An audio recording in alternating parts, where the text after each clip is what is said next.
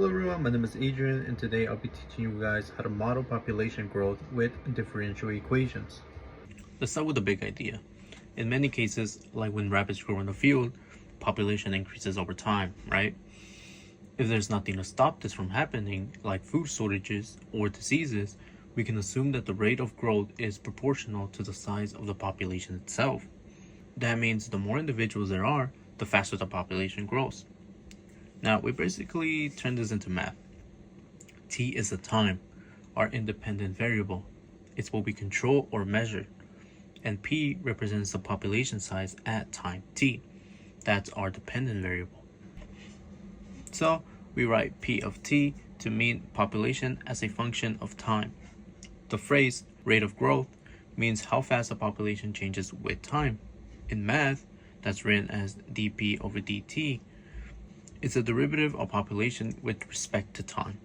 Basically, it measures how much the population is increasing or decreasing at any given time.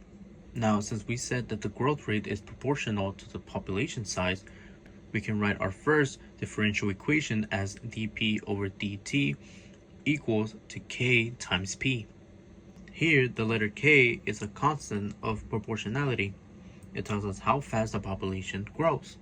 If k is positive, the population increases. If k were negative, the population would decrease over time. Alright, now we have a model, so let's try to solve it so we can find the formula for P of t. This type of equation is called a separable differential equation because we can separate the variables p and t on opposite sides. We can write the equation as 1 over p dp equals to k dt. This tells us that a small relative change in population equals k times a small change in time. Now we'll integrate both sides. When we integrate the left side, the result is natural log of p.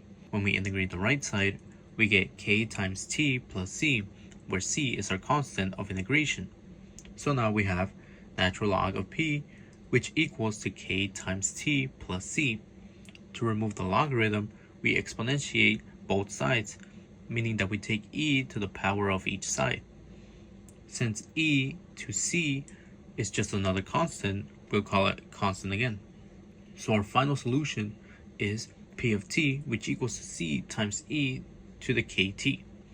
Now, we use an initial condition to find the value of c.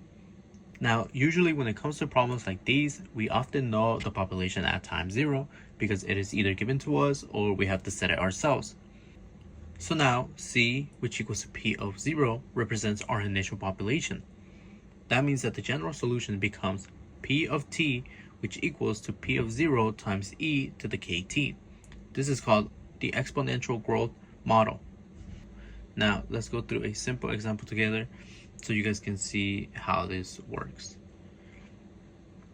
If we say that the population starts with 100 individuals and it grows at a rate of 5% per year, that means k will equal to 0.05. Now, let's say that we want to find the population after 10 years. First, we need to set up our model, which in our case will be dp over dt, which will equal to 0.05 p. Now, our initial condition is p of 0, which equals to 100, because as you guys recall, the population will start with 100 individuals. Next, we use the density formula that we just found. Now, to find p of 10, we just need to plug in t, which equals to 10. Here, the value of e to the 0.5 is about 1.65. Therefore, our final answer will be 165, and we can say that after 10 years, the population grew from 100 to about 165 individuals. This tells us that at first, the population is growing slowly, but as time passes, the rate of growth increases because the derivative dp over dt, which equals to kp, gets larger as p increases. In other words, the slope of the curve becomes steeper over time. That's what makes it exponential growth.